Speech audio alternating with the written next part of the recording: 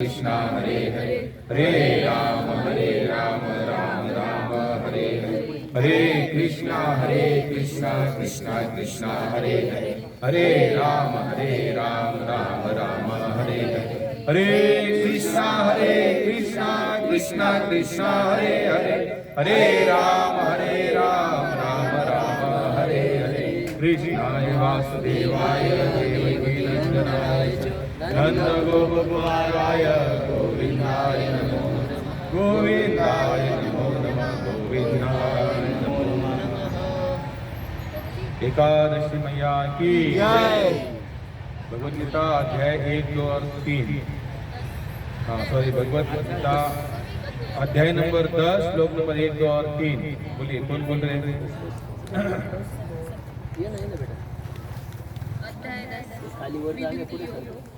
श्री भगवान उवाच भूय एव महाबाहो भूय एव महाभावो भूय एव महाबाहो शृणु मे परमं वचः शृणु मे परमं वचः। शृणु मे परमं वचः बोलिए बोलिए शृणु मे परमं वचः। यत्तेऽहं प्रीयमाणाय यत्तेऽहं प्रीयमाणाय यत्तेऽहं प्रीयमाणाय यत्तेऽहं प्रीयमाणाय वक्ष्यामि हितकाम्यया वक्ष्यामि हितकाम्यया वक्ष्यामि हितकाम्यया वक्ष्यामि हितकाम्यया। श्री भगवान म्हणाले, हे महाबाहो अर्जुना, पुन्हा ऐक, तू माझा प्रिय मित्र असल्यामुळे तुझ्या हितार्थ मी तुला असे ज्ञान प्रदान करीन जे मी पूर्वी सांगितलेल्या ज्ञानापेक्षाही श्रेष्ठ आहे. न मे विदुसुरगणा प्रभवं न महर्षयः अहमादहि देवानां महिर्षाणां च सर्वशः। महिर्षाणां च सर्वशः। न तो देवतागण मेरी उत्पत्ति या ऐश्वर्य को जानते हैं, न ही महर्षिगण ही जानते हैं, क्योंकि मैं सभी प्रकार से देवताओं और महर्षियों का भी कारण स्वरूप उद्गम हूँ। बोला श्लोक नंबर 3। यो मामजमानीति च वेत्ति लोकमहेश्वरम् असम्मूढं समर्थेषु सर्वपापैः प्रमुच्यते। जो मुझको अजन्मा अर्थात वास्तव में जन्म रहित अनादि और लोकों का महान ईश्वर तत्व से जानता है, वह मनुष्यों में ज्ञानवान पुरुष संपूर्ण पापों से मुक्त हो जाता है. सुन भगवद गीता की जय। देखिए यहाँ मराठी बोलो नहीं, हमारे प्रभु जी है हिंदी सुनने वाली। यहाँ पर भगवान आज हमने जो अध्याय देखा है, इस अध्याय का नाम ही है भगवान का ऐश्वर्य। क्या नाम है? ऐश्वर्य का मतलब क्या होता है बताइए? लगभग हम सभी लोग जानते हैं ऐश्वर्य का मतलब क्या होता है। हर एक चीज मुबलक प्रमाण में उपलब्ध।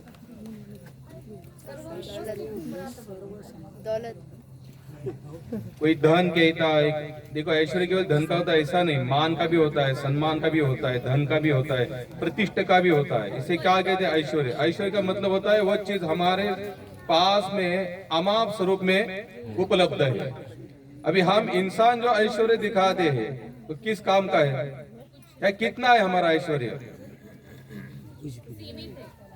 सीमित बोले तो सीमित से भी ना के बराबर है।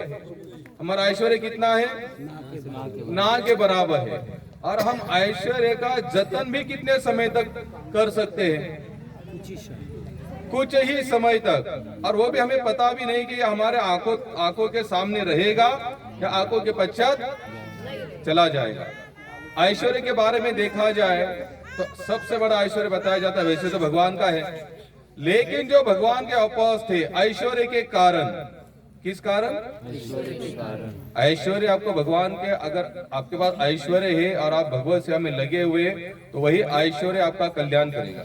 लेकिन अगर आपके पास ऐश्वर्य है, सब कुछ है, समाज में मान है, सम्मान है, प्रतिष्ठा है, धन है, दौलत है, सब है, लेकिन अगर आप भगवान की सेवा में नहीं हो तो वही ऐश्वर्य आपको नष्ट कर देगा। हम सबसे एग्जाम्पल देखते हैं रावण का, कंस का। क्या तपशील नहीं थे?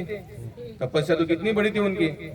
रावण तो अपने शरीर के टुकड़े करते करते अवतिया डाल रहा था। अब इतनी बड़ी तपस्या हम लोग संभव है क्या?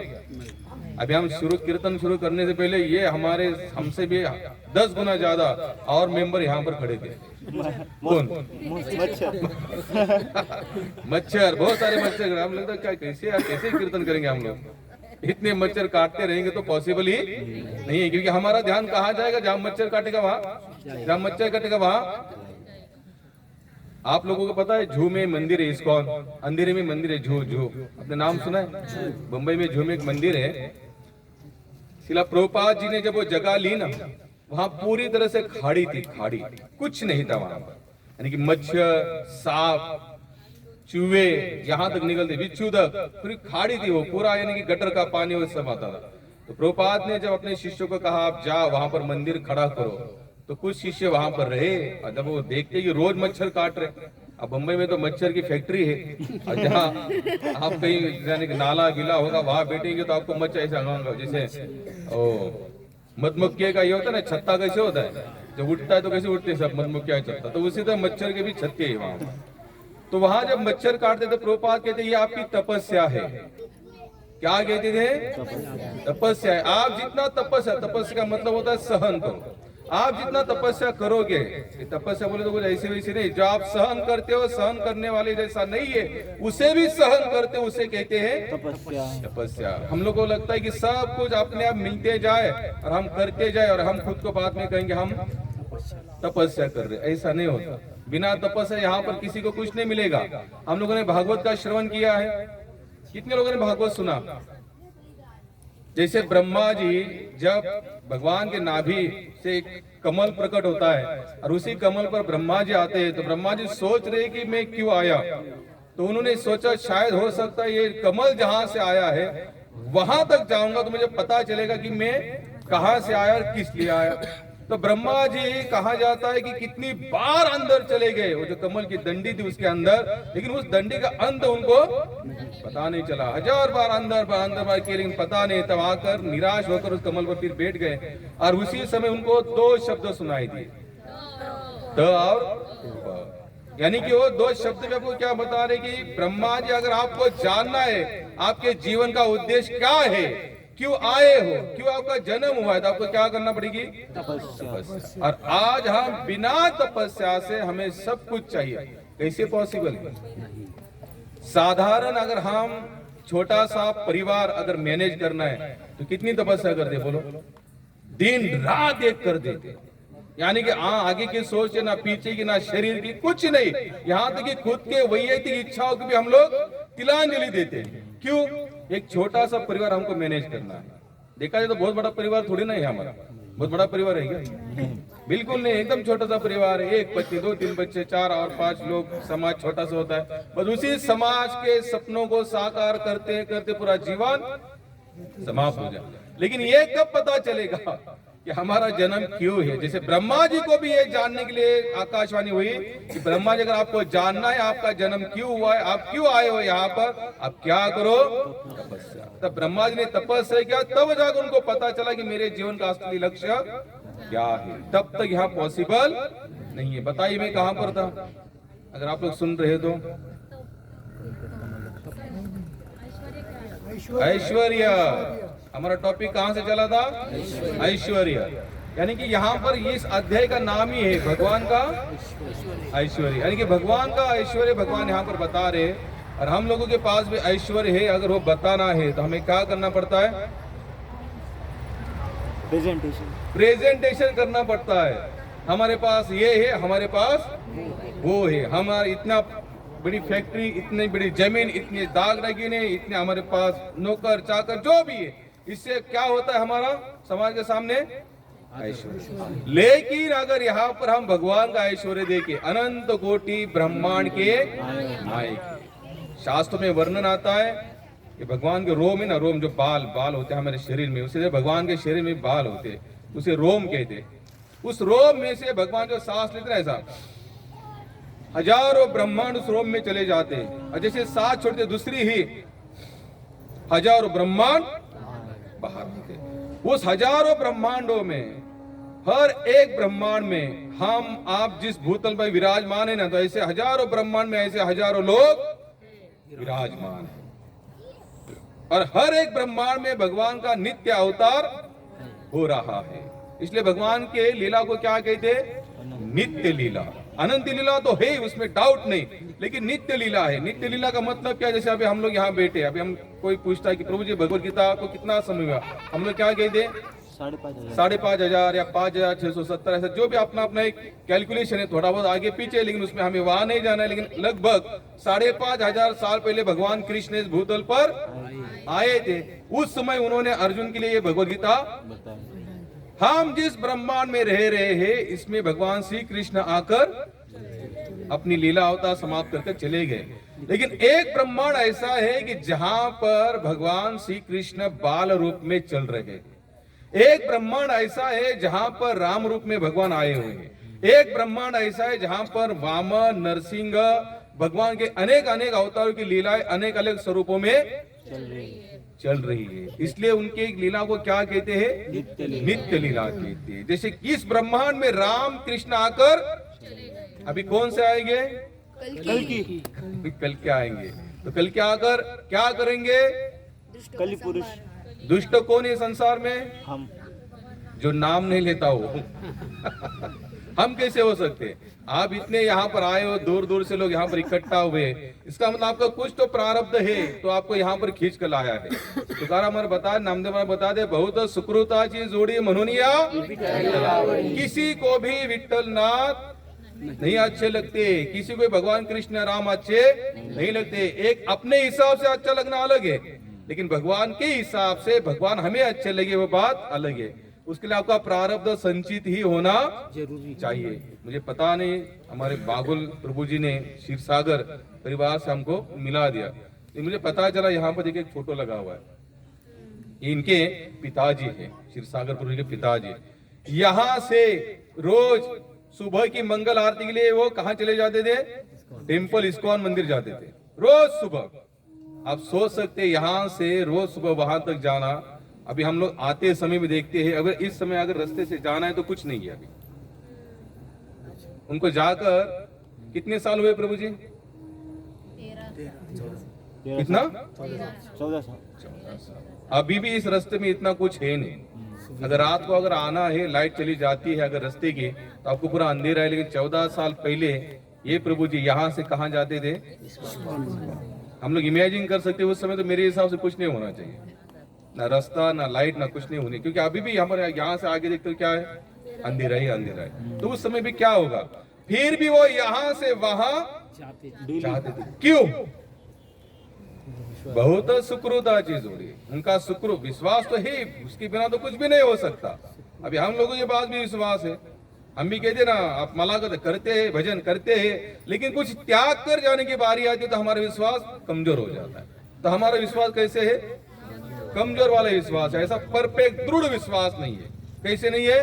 दृढ़ विश्वास। तुकाराम हमारा बता देना, तुटो है फुटो है मस्तक, तुटो है शरीर, नामाचा गजर सोडू नये, नाशिवंत देह झाला तरी भंग, कीर्तनिया रंग सोडू नये। क्या कहते?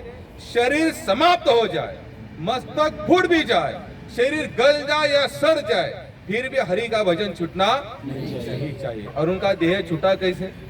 मंगल आरती जाते समय। अभी हम जिस कार्य के लिए जाते हैं तो वो कार्य, उस कार्य के स्थान पर पहुंचने तक वही कार्य हमारे दिमाग में चलता रहता है। सिंपल है, वो मंगल आरती जा रहे थे, उनके दिमाग में क्या चल रही थी? मंगल आरती। और ऐसे मंगल आरती में उनका शरीर छूटा तो उनका क्या हुआ? मंगल ही हुआ, उसमें कोई डाउट नहीं। वो कैसे गए ये इंपॉर्टेंट नहीं है। एक जन ने कहा कि महाराज, जैसे भागवत कहता है, गीता भी कहती है, भागवत में क्या कहते हैं, जब प्राण शरीर से खींचे जाते हैं ना, जब निकालने की बारी होती है तो 36,000, कितने? एक नहीं दो नहीं 36,000 बिच्छू काटते इतनी वेदनाएं होती है, क्या उस समय हम लोग भजन कर पाएंगे? नहीं। यहाँ पर थोड़ा बुखार 103 104 तक जाता है तो माला वही की वही टंगी रहती, वो हाथ में भी नहीं आती। तो उस समय क्या हम भजन कर पाएंगे? और यहाँ पर भगवान क्या कहते हैं, जो अंत काल में मेरा भजन करता है मेरे धाम में। तो यहाँ पर थोड़ा जमलिंग हो रहे थे, है कि नहीं? एक जगह भगवान कहते कि मेरा भजन अंत काल में करो तो मेरे धाम पाओगे, और एक ही जगह पर वही भगवान के साहित्य अवतार व्यास ने लिखे हुए ग्रंथ क्या कहते हैं, प्राण निकलते समय 36,000 बिच्छू काटे, इतनी वेदना है। तो क्या उस वेदनाओं में भजन कर पाएंगे? तो क्या जीव का कल्याण नहीं होगा? होगा। क्यों? क्योंकि कहते हैं कि ऐसे जो जीव, यानी कि जिस व्यक्ति ने पूरा जीवन भगवत सेवा में लगाया हुआ है, भगवत चिंतन में लगाया हुआ है, अंत क्षण अगर उसकी शरीर की कंडीशन भजन करने जैसी ना भी हो तो कृष्ण उसका भजन करते हैं, भगवान उनका स्मरण करते हैं। तो चाहे ये भगवान का स्मरण करे या भगवान उसका स्मरण, कल्याण तो जीव का होगा, उसमें कोई दो मत नहीं। इसलिए कहते जीवन भर पूरी तपस्या के सहित इस मार्ग में रहो। कैसे रहो?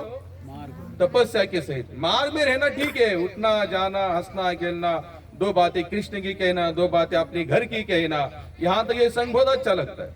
लेकिन तपस्या के बल पर कितना रहते हम लोग यहाँ पर?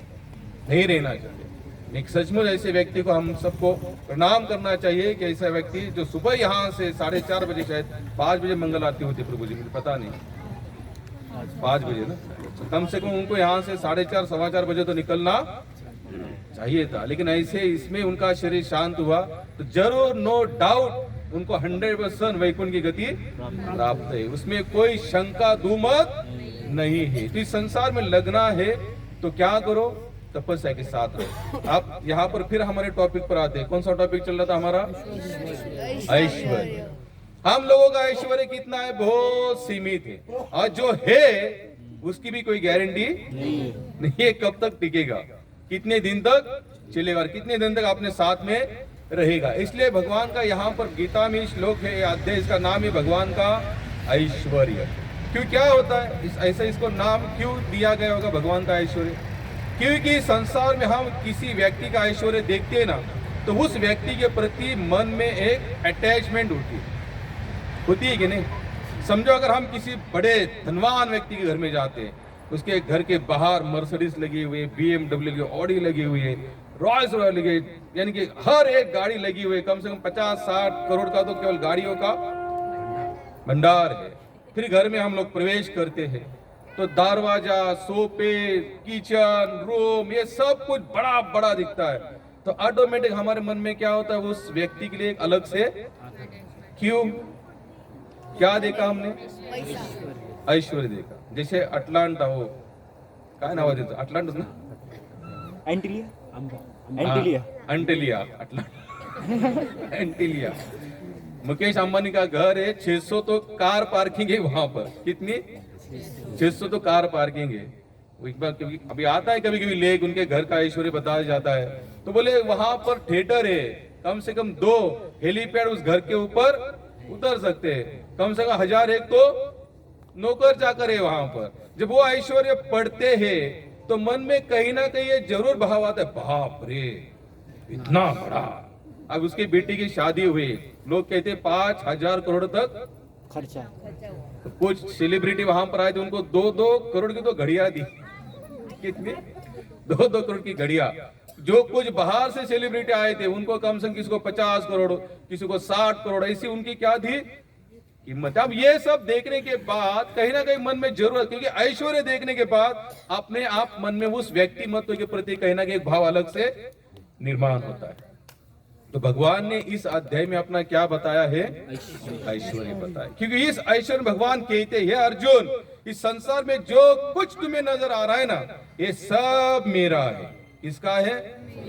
भले 7-12 पर टेम्पररी नाम हमारा है, बात अलग है, बाकी रियल, क्योंकि सब भूमि गोपाल की। ये पूरे भूमि का मालिक कौन है? गोपाल है। ये हम और आप एक नाम मात्र झगड़ा के कारण बनने के हिसाब से अपना नाम लगा हुआ है, बाकी इसका मालिक रियल कौन है? भगवान है। अगर आप लोग कभी इस अध्याय को पढ़ेंगे ना, भगवान का ऐश्वर्य, तो हमें पता चलता है हम जीरो है। क्या है? हमारा ऐश्वर्य जीरो है, हमारा क्रियाकलाप। यहां तक भगवान बता दे बुद्धिमानों की बुद्धि भी मैं हूं। क्या कह रहे भगवान? बुद्धिमानों की बुद्धि भी मैं हूं। यहां तक कि आपके अंदर कोई कला गुण है, वो कला गुण भी मेरे ही माध्यम से आता है। इसका आपका सेपरेट कोई ताकत नहीं है। कुछ हो सकती है क्या हमारी ताकत? चलिए, आपने एक सत्संग आते हैं अग्रवाल प्रभु, तो उनके शायद फैमिली पे उनके शायद भाई का लड़का, जो भी उन्होंने बताया 2 दिन पहले मुझे, इसका एज ज्यादा नहीं प्रभु जी, 25, 30 साल के आजू, उसको क्या हुआ? ट्यूमर हुआ, कैंसर हो गया। डॉक्टर ने कहा भाई हम लोग तो इसका ऑपरेशन कर रहे हैं, काफी खर्चा आया होगा, क्योंकि उसका ऑपरेशन करना होगा, खर्चा भी बहुत आता है। लेकिन डॉक्टर ने कहा ऑपरेशन कर तो जरूर रहे, लेकिन कोई शाश्वती नहीं है। आप देखिए, हम लोग तो कितने, आप उनको हॉस्पिटल लेके जाने का टारगेट क्या होगा? कारण वहां जाएंगे तो हो सकता है उसका जान बच जाए। अब डॉक्टर ने भी जाते ही क्या कहा, सब कुछ देखने के बाद रिजल्ट रिपोर्ट जो भी देखा होगा, क्या कहा? भाई हम प्रयास कर सकते हैं, लेकिन हमारे हाथ में कुछ नहीं है। यानी कि हम जिसके इस संसार में हम जहां जहां पर भी जाएंगे, 100% आपको कहीं पर भी शाश्वती मिलने वाली हम सभी लोग इस संसार में बताए। आपके सुख के लिए कौन गारंटी दे रहा है? यहाँ पर प्रयास जरूर कर सकते। लोग कहते जरूर हाँ भाई मैं प्रयास करता हूं, लेकिन इसकी कोई गारंटी नहीं। लेकिन भगवान यहाँ पर छाती ठोक के कहते हैं, अरे अर्जुन, जो मेरे इस मार्ग पर आता है उसका पूरा कार्य मैं संभालता हूं। नको खेद करू अति लक्ष्मीचा जाणीत असे। हमारे संतों ने, शास्त्रों ने, ग्रंथों ने, सब ने एक ही कहा, छोड़ दो उसके ऊपर। लेकिन हम लोग छोड़ने के लिए क्यों नहीं तैयार? खुद को करता मानते नहीं, खुद को करता मानते, लेकिन डाउट भी है। अरे यार, छोड़ देंगे तो ये बोल तो रहा है कृष्ण जरूर सब कुछ छोड़ दो, लेकिन छोड़ने के बाद ये तारेगा या मारेगा? या अगर हम सब कुछ न्यौछावर कर देते हैं, फिर पता नहीं सच में तारेगा कि? ये डाउट नहीं आना चाहिए। इस डाउट से क्या होता है? भगवत भक्ति का जो अग्रसर जो पथ होता है ना, हमारा पथ, हमारा स्पीड कहीं पर कम हो, हम कमजोर पड़ जाते हैं। कैसे पड़ जाते हैं? कमजोर। आप लोगों ने आज तक जितनी भी कथाएं सुनी है, जिस संतों की सुनिए, जिस धर्म के संप्रदाय के संतों की सुनिए, उनके अंदर एक ही कूट कर भरा हुआ था। क्या? विश्वास। क्या भरा हुआ था? जिसका विश्वास है अनुभूति है, जिसका विश्वास नहीं उसे कोई अनुभूति आने वाली नहीं। और विश्वास आपको खुद होकर करना पड़ेगा। ये कोई ऑटोमेटिक कहीं से आकाश से कोई ऐसा धूम्र वर्ण कोई केतु आएगा, धड़ाम गिरेगा, विश्वास जगेगा, ऐसा कुछ होने वाला नहीं है। आपको खुद होकर करना पड़ेगा। अभी आपको पता होगा, वृंदावन में एक महात्मा जी है, प्रेमानंद महाराज जी करके, उनकी कथा मैंने सुनी थी। उनके ही मुखार विंद से एक बार वो लेक्चर में बता रहे थे, पहले काशी में रहते थे वो, आज तो काफी फेमस है, हम सभी लोग जानते। काशी में रहते थे, गंगा के तट पर ऐसे जंगल था, वीरान सा जगह थी, तो वहां रहते थे। तो वहीं बैठे बैठे भजन पूजन जो भी उनकी साधना तपस्या सब कुछ करते थे। तो वो कहते थे एक बार कि मैं ऐसे बैठा था और मेरे सामने एक बड़ा सा सर्प आकर खड़ा हो गया। अब मैं डर गया और डर के मारे वहां से भाग गया। अब देखो, अगर आप सचमुच लगे हो ना आध्यात्मिक मार्ग में, तो आपका मन आपको बाद में क्यों ना, लेकिन जरूर कहेगा कैसा रे तू इस मार्ग में चला है, और सर्प से डरा, एक छोटी सी चीज से। तो उन्होंने कहा मैं जैसे वहां से भाग कर आया, तो रुकने के बाद मेरा मन मुझे कहता है सब कुछ संसार का त्याग कर तुम इस मार्ग में लगे हैं, क्यों? भगवान के भरोसे। और आज छोटा सा प्राणी तुम्हारे सामने आया, मौत तुमको सामने दिखे, तो तुमको ये भरोसा नहीं हो कि भगवान मुझे बचाएंगे करके? उन्होंने कहा मैं फिर भागकर उसी सर्प के सामने जाकर खड़ा रहा। हे कृष्ण, बचाना है तो बचाओ, मारना है तो मारो। और सब सामने से चला गया। तो विश्वास हमारी क्रिया के माध्यम से जागृत होगा। हमको विश्वास करना पड़ेगा। नहीं करोगे तो कभी होने वाला, तो बस ऐसे ही कहेंगे हाँ भगवान कहते विश्वास होगा, ऐसे बोल के हम आगे चले जाएंगे, लेकिन विश्वास वाला कोई कार्य नहीं करेंगे। कितने संत बताओ, ज्ञानेश्वर महाराज का देखे, तुकाराम महाराज का देखे, नामदेव महाराज, चौकामेला का देखे, कितना विश्वास है इन लोगों का। तनिक भी उनको अश्रद्धा नहीं थी, अविश्वास, उनके विश्वास में इतना भी डामाडोलपना नहीं। भगवान ने कहा है तारेंगे तो 100% तारेंगे, लेकिन कब? जब आपका पूरा विश्वास है। अब विश्वास कब बढ़ता है? जब भगवान का ऐश्वर्य को समझ समझते हैं हम लोग। छोटे से व्यक्ति का ऐश्वर्य देखते हैं, अगर वो कहता है चिंता मत करो मैं तुम्हारे साथ हूँ, हम लोग बिंदास हो जाते हैं। अरे इतना बड़ा इंसान अपने साथ में अभी चिंता करने की जरूरत नहीं है। अगर छोटा सा व्यक्ति अगर ये आश्वासन देता है, हम पूरा विश्वास उस पर डालते हैं, यह भगवान स्वयं आश्वासन दे रहे, हमारा विश्वास ही नहीं। हमें लगता है सचमुच तारेगा कि नहीं तारेगा, तारेगा कि नहीं तारेगा, लेकिन तारेगा। एक कथा आती है, गीता में एक श्लोक है, अनन्य या चिंतयन्तो मां ये जना पर्युपासते तेषां नित्यभियुक्तानां योगक्षेम वहाम्यहम्। इस श्लोक का अर्थ क्या होता है? कृष्ण कहते हैं जो अनन्य, अनन्य का मतलब होता है अनन्य, इसके अलावा और कोई नहीं। अगर ये कहता है मेरे पर विश्वास रखो तो हमें रखना चाहिए। तो आप जैसे सभी लोग आते हैं हर संडे कीर्तन प्रवचन सुनने, तो उसी समय एक व्यक्ति भी रोज आता था। एक महाराज जी ये श्लोक कहते थे और उसी श्लोक को सुनने के लिए वो व्यक्ति रोज आता था। उसने ये श्लोक सुना और श्लोक में क्या कहा भगवान ने, अनन्य चिंतयन्तो माम ये जना पर्युपासते तेषां नित्य वियुक्तानां योगक्षेम वहाम्यहम्। योगक्षेम वहां का मतलब होता है आपका पूरा भार मैं उठाऊंगा। कृष्ण कहते हैं मैं उठाऊंगा, लेकिन हमें लगता है नहीं। फिर हमारा माइंड हमें क्या कहता है, कर्म भी तो करना चाहिए, कर्म ही पूजा है। फिर एक माइंड क्या कहता है, किसने कहा है सब कुछ छोड़ के चला, और सचमुच नहीं कहा है, लेकिन जो कर रहे हो उसके पीछे सब करता कौन है, भगवान है। एक व्यक्ति ट्रेन से चल रहा था, ट्रेन में बैठकर ट्रेन जा रही थी, और उसने क्या किया था, अपना जितना 1 2 3 4 जो भी 4-5 बैग थे ऐसे पलाटी मारकर बैठा था। एक बैग इधर, एक बैग इधर, एक बैग सर पर और 2 बैग अपने पलाट गोदी में लेकर बैठा था। तो 4-5 बैग उसने कहा रखी थी, अपने ही सर पर रखी थी। अब सब लोग देख तो रहे थे, लोग कहते क्या पागल है, इतनी जगह पड़ी यहाँ वहां रखने के लिए, नीचे सीट के नीचे कहीं नहीं रख रहा है। तो लेके थे भैया कहीं तो रखो, बोले नहीं नहीं मैं नहीं रख सकता, मैं तुम्हारे जैसा अत्याचारी नहीं हूँ। क्या कहते थे लोगों को, लोग जब समझाने आते थे कि भैया ये बैग है यहाँ रखो वहां रखो, सामान की जगह है, बोले नहीं नहीं, बोले आप लोग अत्याचारी हो, बोले मैं अत्याचार नहीं करूंगा। तो एक बोला भाई इसमें कौन सी अत्याचार की बात आई भैया, जब सरकार ने ट्रेन बनाई, सिस्टम भी बना दिए, बैग रखने की जगह रख दो। बोले नहीं, आप लोग सब उस ट्रेन के ऊपर क्या कर रहे हो, बोझा लाद रहे, बोझा लाद रहे हो। बोले खुद भी बैठे हो और अपना सामान भी रख कर बैठे हो। मैं ऐसा नहीं करूंगा, मैं अपना सामान खुद लेकर बैठूंगा, अपने सर पर लेके बैठूंगा। लेकिन मैं तो बैठा ही हूं, सामान कहाँ रखूं, इसलिए मैंने अपने सर पर लेके। थे भैया लेकिन तू जिस ट्रेन में जा रहा है, तेरे साथ साथ तेरे सामान का भी तो बोझा कौन बहा रही है, ट्रेन।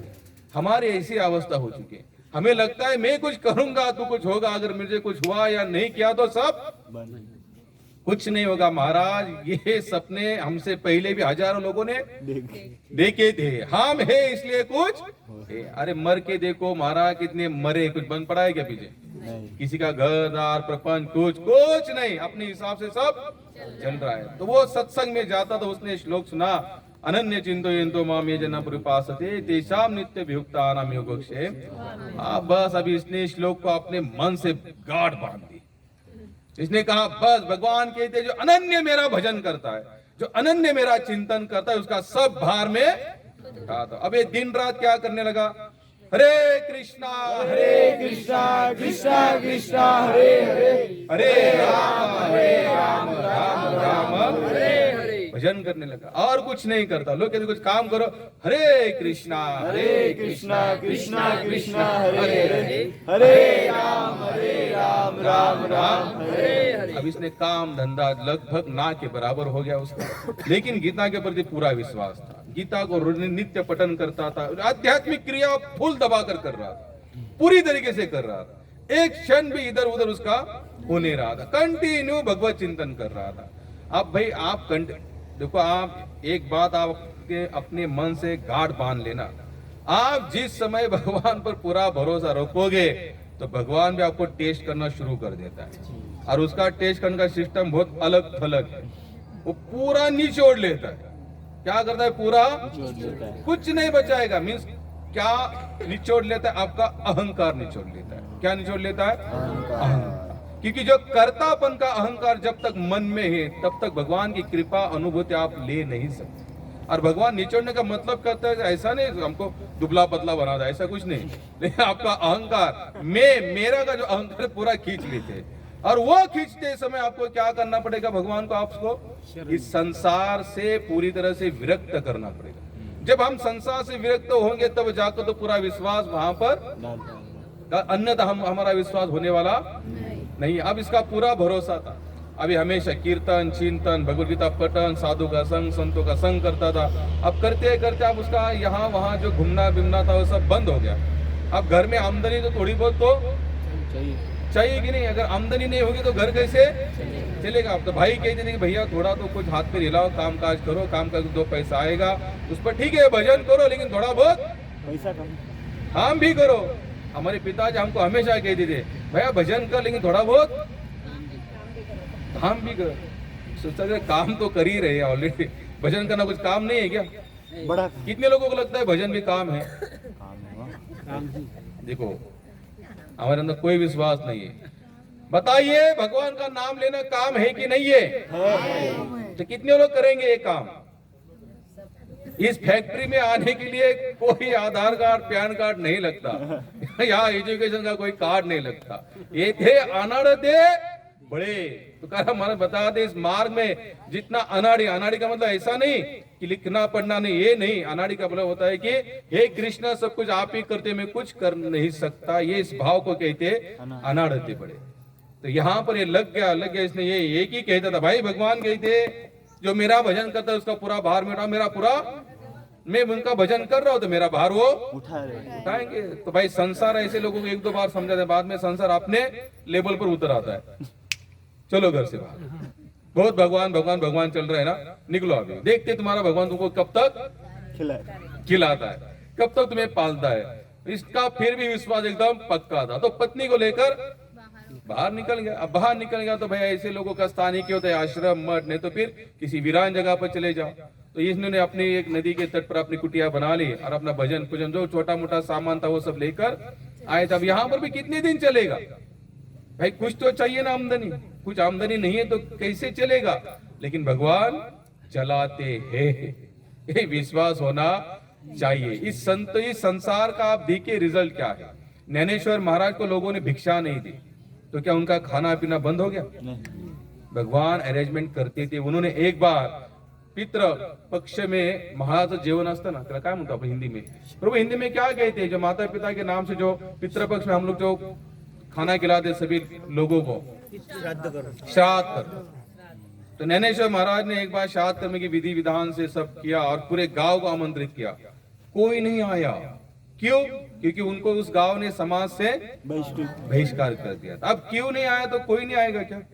ज्ञानेश्वर महाराज ने भगवान नाम के बल पर जिनके नाम का श्राद्ध कर रहे थे उनको ऊपर से नीचे बुलाया, पितृलोक से नीचे बुलाया, सभी लोग नीचे आए और वो आकर वहां पर प्रसाद पाए। तो पूरे गांव ने देखा, अरे बोले ये तो साधारण, पूरा गांव वहां पर बाद में आया। यानी कि अगर आपका विश्वास है तो भगवान आपके साथ पूरी रक्षा हर एक चीज देंगे, लेकिन थोड़ा रुकना। और कहां तक रुकना पड़ेगा? अंतिम क्षण। कृष्ण स्वयं कहते अंत काले च, यानी कि भगवान ने यह भी बता दे कि कितने साल रुकना है। जब तक शरीर में प्राण है तब तक आपको लगे रहना, जब तक प्राण है तब तक लगे रहोगे, फिर देखना भगवान आपको 100% तारते हैं। और बाद में एक स्थिति शरीर या जीवन की ऐसी आ जाती, मन की भी, फिर हमें फिर विश्वास चक्कर, हम एक ही सोचते अरे यार वो तारेगा। क्योंकि आप तक आए हुए क्या है, हमारे अनुभव बोलते हैं। क्या बोलते हैं? जिसको अनुभव नहीं है कुछ बोल ही नहीं सकता। जैसे अगर दो दोस्त लोग हैं, एक ने रसगुल्ला खाया और एक ने रसगुल्ले के बारे में कुछ सुना है, अगर हम दोनों को जाके पूछते हैं कि रसगुल्ला कैसा है तो एक क्या बोलेगा? मीठा है, गोल होता है, सफेद होता है और मीठा लगता है खाने में। अब इसने केवल सुना है, और जिसने खाया है वो क्या बोलेगा? मजा आता है, ए रसगुल्ला बढ़िया, एक दो खाने का मन करता है। उसका टेस्ट अरे से दबाओ तो पंजी पंजी होता है, वो बहुत वर्णन करेगा। क्यों? खाया है। जिसने खाया नहीं, हाँ मीठा है इतना सुना है हमने, मिला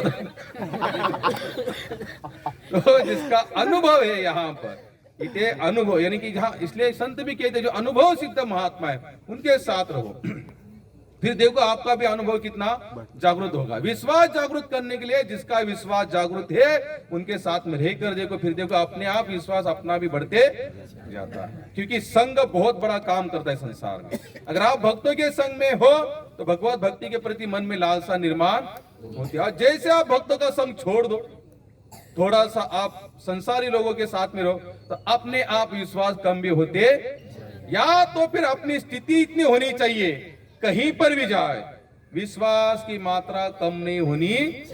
अकेले भी रहेंगे तो भी विश्वास उसी लेवल का बना रहेगा। गंदे लोग यानी कि जो दुराचारी लोग हैं उनके साथ भी रहेंगे तो भी विश्वास उतना ही बना रहना चाहिए। फिर आपका असर उन पर होगा। जैसे प्रभुपाद कहाँ चले गए 70 साल में अमेरिका, और किन लोगों के साथ में रहे? जो चरस गांजा लोग पीते थे इनके साथ में रहे, लेकिन इनका विश्वास कम हुआ नहीं। और वही चरसी गांजा लोगों ने पूरा मूवमेंट आगे बढ़ाया। वो क्या बने? सन्यासी बने। यहाँ तक सब कुछ छोड़ दिया प्रभुपाद के लिए। कब? क्यों? क्योंकि प्रभुपाद का अपना विश्वास उतना उस लेवल का था, उनके विश्वास में कहीं पर डामाडोल स्थिति नहीं थी। अगर उस तरीके का विश्वास बनेगा तो आपके साथ रहने वाला बंदा भी उस आध्यात्मिक जीवन को स्वीकार करेगा। इसलिए तुकाराम महाराज कहते हैं नको दुर्जनाचा संग क्षणोक्षणी हुई चित्त भंग। नहीं तो उतनी लेवल का विश्वास चाहिए। अब इसका उस लेवल का विश्वास बन चुका था। अब लोग कहते थे किसी की सुनता नहीं था। अब इसके घर में थोड़ी आमदनी की कमी महसूस शुरू हो गई। इसने देखा 3-4 दिन तो कुछ खाने के लिए भी नहीं मिला। अब इसके मन में थोड़ा सा डाउट आया। अरे श्लोक में तो भगवान का ही कहते हैं अनन्य चिंतयन्तो मां, मेरा अनन्य चिंतन से मेरा भजन करो, चिंतन से मेरा भजन करो, तुम्हें पूरा भार। और यहाँ पर 3 दिन हुए, 4 दिन हुए, घर में खाने के लिए कुछ नहीं। तो इसके मन ने इसको कहा शायद ये श्लोक गलत लिखा गया है। तो इसको उन्होंने क्या कि पेन की शाई ली और उसको मिठा दिया। और मिठा देने के बाद अब भगवान ने देखा, याद रखना अगर विश्वास करते तो विश्वास टूटते समय भगवान स्वयं आते, किसी भी रूप में आए या किसी को भेजे वो बुद्धि देकर, फिर आपका विश्वास बढ़ जाएगा। क्योंकि भगवान उतना तो काम करेंगे। एक माता पिता चाहे बच्चे के साथ कितना भी क्रूर व्यवहार करे, लेकिन बाद में ऑटोमेटिकली उस बच्चे के प्रति माता पिता के मन में प्रेम। हम सभी घर गृहस्थी, अगर हम कभी किसी कारण अपने बच्चों को बहुत पीटते, समझ लीजिए सुबह पीटा, तो शाम को क्या करेंगे? उसके लिए उसको जो पसंद है वो लेकर आते। क्यों? क्या कहते? अरे इसको सुबह बहुत धोया मैंने मुझे अच्छा नहीं लगा, तो इसको जो पसंद चीज है तुरंत हम लेके आते। क्यों? वो नेचुरल है। अगर संसार के हाड़ मांस वाला प्रेम अगर इस प्रकार से होता है तो जीवात्मा और परमात्मा का प्रेम क्या उस प्रकार से नहीं होगा? क्या भगवान हमारे साथ उस तरह से क्रूर व्यवहार करेंगे? बिल्कुल नहीं। अगर संसारी व्यक्ति अगर इतना समझता है मैंने मारा है यार इसे, बहुत टेस्ट ली, इसको बहुत सताया सुबह, तो शाम को खुद लेकर आते उसको जो अच्छा लगता है, और खुद कहते भी है और ये भी देखना अभी हम सब यहाँ पर घर, जब हम अपने बच्चों को मारते हैं, जब वो रोता है आधे घंटे के बाद हमें ज्यादा दुख होता है। अरे यार नहीं मारता तो अच्छा होता। हालांकि मार उसको रहे हैं, लेकिन वेदनाएं खुद को होती है। तो सेम प्रोसेस यहाँ पर भगवान और भक्ति की होती है।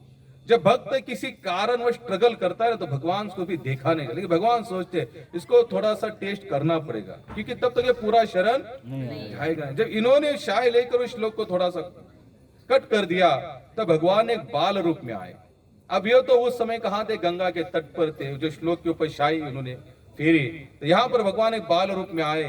आने के बाद अपने सर पर एक पोटली लेकर आए, इनके घर में चले गए इनकी पत्नी के पास, और बोले देखो तुम्हारे पति ने यानी कि हमारे गुरुजी ने, भगवान क्या कह रहे? हमारे गुरुजी ने आपके लिए ये भेजा है। बोले जाओ, बोले कि मेरे घर में इतना पोटली रखो। तो पत्नी कहती है भाई ना, तो उन्होंने कभी मुझे कहा नहीं कि उनका कोई शिष्य है, क्योंकि उन्होंने आज तक कभी किसी को दीक्षा दी नहीं, ना ही उनका कोई मठ है, आश्रम है, कोई संस्था है, कुछ भी नहीं है। बोले नहीं उन्होंने मुझे अभी शिष्य बनाया उन्होंने मुझे अभी शिष्य बनाया। अब बोलते ठीक है, हो सकता है भाई उनका भी थोड़ा आध्यात्मिक जीवन अच्छा चल रहा था तो बनाया होगा किसी को शिष्य। तो जैसे पोटली नीचे रख देते तो देखते उनके गाल पर ऐसे जोर से तमाचा मारा हुआ है। तो कभी हम मारते ना, उंगलियां आती है ना, यहाँ पर निशान आता है, तो उस बच्चे के गाल पर जोर से तमाचे के ऐसे किसी ने तमाचा मारा है, तो यहाँ पर उनको उंगलियों का निशान देगा, उनके पत्नी को। तो पत्नी ने कहा कि भाई ये तुम्हारे गाल को क्या हुआ? बोले मुझे थोड़ी सी देरी हो गई, गुरुजी ने बुलाया था लेकिन मेरे आने में देरी हो गई, तो गुरुजी का गुस्सा थोड़ा सा पारा हाई हो गया, सो उन्होंने मुझे चमट। बोले वो तो ऐसा नहीं उन्होंने किया है, अब क्या बताओ, चलो जो भी है, लेकिन ये पोटली आप रखो। अरे इतना कहकर वो भगवान जो भगवत स्वरूप जो बाल रूप थे भगवान वहां से चले गए। आप जैसे ये हमारे महाराज आए, नदी से किनारे आए, नहा कर आए, और पत्नी तब तक कहती भाई आपने पोटली दी, क्या है? बोले इस पोटली। बोले कौन सी पोटली? बोले वही जिसने आपको अभी कुछ समय पहले आपने जिनको शिष्य बनाया, और उसने कुछ शायद गलती के आने में देरी हो गई तो आपने उनके मुंह पर तमाचा मारा, और इतने जोर से मारते हैं क्या? बोले पूरा लाल लाल दिख रहा था। तो बोले ऐसा कुछ हुआ नहीं है। तो बोले पोटली क्यों? बोले कौन सी पोटली? लाओ इधर। तो पोटली लेकर आते हैं, कथा कहती है पोटली खोलते उसमें सब हीरे जवाहरात मानिक सब धन से भरी पड़ी पोटली थी। तुरंत लीक हो गया, क्योंकि भक्तों को तुरंत क्लिक होता है। भक्त अगर किस कारण में थोड़ा साइड में आ भी जाता है तो साइड में कुछ समय तुरंत उसको पता चलता है, अरे मैं थोड़ा पटरी छोड़कर आया हूँ, मुझे फिर पटरी पर अपनी गाड़ी लानी पड़ेगी।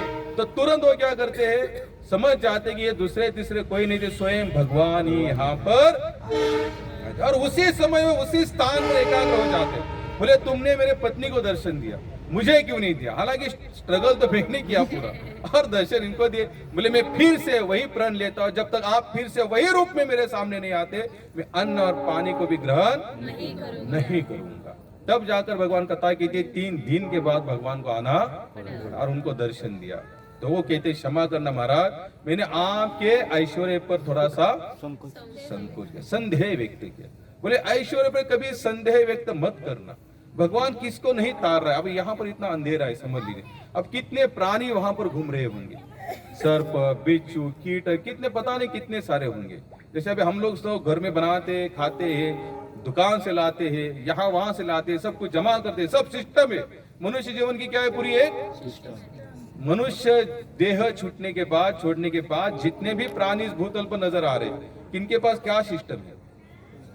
कोई सिस्टम नहीं है, लेकिन भगवान ने उनके आयोजन किया हुआ है। आप लोग कभी डिस्कवरी चैनल कभी देखना, हफ्ते में 1 घंटा 2 घंटा निकाल कर आप जो और वो देखना कि जो अंडे में से बच्चा बाहर आता है उसके लास्ट मोमेंट तक, वो चैनल बहुत अच्छा है।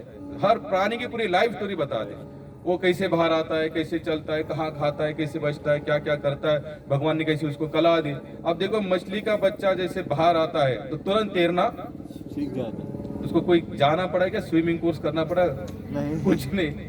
सांप का बच्चा बाहर आता है तुरंत अपना खाना शुरू कर देता है। यानी कि भगवान ने सबको कैसे एकदम सिस्टमेटिक बनाया। फिर हम लोग इतना चिंता क्यों करते हैं?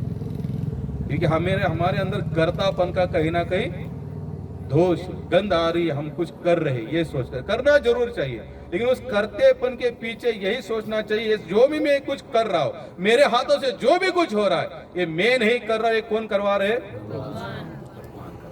जब ये भाव आ गया तो समझ लेना हमारा कल्याण निश्चित है। भगवान को अहंकार कभी अच्छा नहीं लगता, ऐश्वर्य को कभी भूलना नहीं। हम रामायण कथा भी पढ़ रहे हैं, रामायण, उसमें जब इंद्रजीत जब बाण मारता है ना, सर्परूपी बाण, भगवान राम और लक्ष्मण को, अब सर्परूपी बाण जब उनको बाण देता है तो वो वहां से वो चंगुल से छूटते नहीं है। तो सब कहते भाई सर्प के अपोज, यानी कि सर्प जिनसे डरता है उनको बुलाओ, गरुड़ को। तो वहां पर गरुड़ को जो बुलाया जाता है, भाई चलो तुम्हें अब काम करना है, भगवान को सर्प ने जकड़ा है और तुमको आना पड़ेगा। गरुड़ कहते हैं भगवान को सर्प ने जकड़ा है, जो स्वयं साक्षात परमपिता परमात्मा है, उनको सर्प कैसे जकड़ सकता है? मुझे थोड़ा डाउट है, ये भगवान हो नहीं सकते। तो भगवान उसी समय उनका डाउट क्लियर करते। कैसे करते? और एक जगह पर आती है कथा, जब गजराज की कथा आती, गजेंद्र मोक्ष की कथा आती, गजेंद्र का पैर मगरमच्छ पकड़ ली थी। पकड़ने के बाद भगवान विष्णु कहते कि गरुड़ जी चलो। तो गरुड़ जी के मन में अहंकार आता है, मेरे बिना इनका काम बनता ही नहीं, जब तक मैं बाहर नहीं निकलू ये कहीं जा भी नहीं सकते, यानी कि जब तक मैं हूं तब तक इनका घूमना भिमना। अरे रे यार, मैं तो इसे अपना मान रहा हूं, मैं तो इसको सेवा करने का एक मौका दिया हूं, और इसे भी अहंकार। तो भगवान ने क्या किया, बस ऐसे उंगली रख दी, गरुड़ जी बोलते बैठो ना, नहीं नहीं आज तो मैं केवल जो उंगली रख के नहीं उसको उड़ाऊ तुम्हारा। अब भगवान गरुड़ जी जोर लगा रहे, पंख फटफड़ा रहे, उड़ के नहीं गुरु जी, क्योंकि भगवान ने क्या रखी है, उंगली। तो गुरु जी बोले आज ये लीला कौन सी, बोले मेरी लीला नहीं, शुरुआत तुमने की। बोले कैसे, जब मैं तुमको बोल रहा मुझे लेके चलो तो तुम्हारे मन में क्या हो रहा है, मेरे बिना भगवान का काम बनता नहीं, भगवान को कहीं जाना है तो मेरे बिना ये जा भी नहीं सकते। गुरु जी महाराज माफ करना, बैठो आगे, मेरा अहंकार, तब भगवान बैठे, तब फिर गरुड़ जी चलते। भगवान को अहंकार बिल्कुल अच्छा नहीं लगा। गोपियां कहती है, भगवान कृष्ण स्वयं कहते भागवत में, कृष्ण कहते हैं गोपियां में आपका ऋण कभी चुका नहीं सकता, इतनी आपने मेरी सेवा की है। और उसी गोपियों को जब लगा कृष्ण केवल हमारे साथ ही है, तुरंत उनके नजरों से ओझल हो गए, अदृश्य हो गए। गोपियां चिल्ला रही है, रो रही है, उतने में भगवान ने राधा रानी को अपने कंधे पर बिठाया और चले। तो राधा रानी को अहंकार हुआ, लो गोपियों को भी त्याग दिया, अकेली मैं ही भगवान को अपना मानती हूँ। तो ऐसे भगवान के ताज आपको भी हुआ, राधा रानी को भी छोड़ दिया। भगवान पूरे सबके नजर से ओझल हो गए, सबको पता चलता है अहंकार के कारण। बोलते भगवान माफ करना, अब अहंकार होने नहीं देंगे। तो ऐश्वर्य देखना है भगवान का देखो, अगर ऐश्वर्य जैसे भगवान का देखेंगे ना, अपना अहंकार अपने आप नष्ट हो जाए। और भगवान चाहते भी क्या है हमसे, बोले कृष्ण अगर यहाँ कुछ मांगते तो क्या मांगते हैं, पत्रम पुष्पम फलम तोयो म्या भक्ता, भक्ति से आप भगवान को पत्र पुष्प फल या पानी अर्पण, लेकिन वो भी कैसे करो, अहंकार को छोड़कर। जैसे अहंकार को छोड़कर आप सेवा में लग गए, समझ लेना आपको दिन प्रतिदिन भगवान की अनुभूति आना शुरू हो जाएगी। लेकिन इतना असहज नहीं, ये कब हो सकता है, जैसे आप यहाँ से भी आते, एवरी संडे आते, सत्संग में आते, प्रभु जी ने देखिए क्षीरसागर जी ने अपने घर में यहाँ पर कितना अच्छा यहाँ पर प्रोग्राम बनाया, भले यहाँ जगह का अभाव है, फिर भी भगवान ने आयोजन किया। जैसे अभी यहाँ मच्छर काट रहे तो भगवान ने बनकर ने कहा मुझे, अगर नीम का जो निंबाचे ढाळे असते जाळले असते तर धुरान मच्छर गेले असते, एक नहीं 3 बार वो बंदा आकर गया यहाँ से धूर वाला। अब कहाँ से प्रकट हुआ, क्योंकि आया वो शाम के समय में धूर मार के, जितने मच्छर थे सब, अभी एक भी मच्छर दिख नहीं रहा है, दिखा गया नहीं। ये भगवान की लीला योजना भगवान करते हैं, आपकी अनुभूति लेने की तैयारी होनी चाहिए। अगर आप अनुभूति ले रहे हो तो हर क्षण आपको समझ में आएगा, नहीं मैं कुछ भी नहीं हूँ, करने वाले तो आखिर भगवान। और यही भाव भगवान चाहते हैं, और इससे ज्यादा कोई भाव भगवान नहीं चाहते। 9 बजे है, आज हम क्षीर सागर परिवार को बहुत आभार व्यक्त करते, उन्होंने एकादशी के दिन भगवान नाम का कीर्तन रखा, चिंतन रखा, हरि कथा रखी, तो उनके पूरे परिवार के लिए, कृष्ण भक्ति के लिए। हालांकि जहां तक मैं समझता हूँ, भागवत कहती है कि जिस कुल में जो भगवत भक्त आता है उस कुल का अपने आप उद्धार हो जाता है। उनके पिताजी जिस लेवल में थे, यहाँ से मंगलारती करना, जैसे मुझे शायद आप नहीं बताते, वो हमेशा बुक पढ़ते रहते, प्रभुपाद के बहुत सारे बुक वो पढ़ते रहते थे, तो उनका कभी जीवन व्यर्थ है, और उनके कुल का हमेशा उद्धार होगा। क्योंकि तुकाराम महाराज कहते, पावनो तो कुल पावनो तो देश, जेते हरिचे दास जन्म की, वो कुल भी और देश भी क्या है, पावन। उनको सेपरेट और कोई आध्यात्मिक क्रिया करने की, शांति बिनती की जरूरत नहीं है। अगर आप पूरी तरह से भगवान की सेवा में लगे हो, भगवान आपका पूरा भार उठाएंगे। तो इस पूरे परिवार के लिए हम 3 बार हरि बोल हरि बोल हरि बोल हरे कृष्णा। आज जो भी भक्त यहाँ पर आए हैं दूर दूर से, ज्यादा दूर भी नहीं है, वैसे 7-8 किलोमीटर है, जो बम्बई से तो आए नहीं है, फिर भी दूर दूर ही है, ऐसा ही कहना चाहिए। क्योंकि संडे के दिन आते हैं बात अलग है, चालू दिन में भी आप लोग आए हो, तो उसके लिए आपका सभी का भी धन्यवाद। और बिना प्रसाद लिए कोई जाना 9 तो बज चुके हैं। हाँ वाचा तुम्हें कोण मारते बघा। आज क्या है, कितने लोगों ने एकादशी रखी है? बागुल प्रभू जी एकादशी रहेवा, एकादशी करायची, खाऊन पिऊन करावं। संतांनी एवढी सूट दिलेली आहे, शिळीगत सारा पण एकादशी करा। आपको अगर कोई अमावस्या, पूर्णिमा, संकटी, चतुर्थी अगर कोई उपवास नहीं भी रखते तो भी चलेगा। क्यों? क्योंकि एकादशी से भक्ति का जन्म हुआ, और भक्ति से ज्ञान और वैराग्य का जन्म हुआ है। और भगवान को अति प्रिय कौन है? एकादशी। तो इसलिए एकादशी का उपवास रखना चाहिए। भले खा पी कर रखिए, दिन भर खाते रहिए। आप कभी हमारे घर पर आइए, एकादशी के दिन को अलग से, यानी कि 2-3 व्यंजन और ज्यादा होते हैं, फेस्टिवल होता है हमारे यहाँ पर। हरे कृष्णा। कौन पढ़ रहा है एकादशी का महात्म्य? बोला बोला बेटा खाली बस. थोडे 5 मिनिट.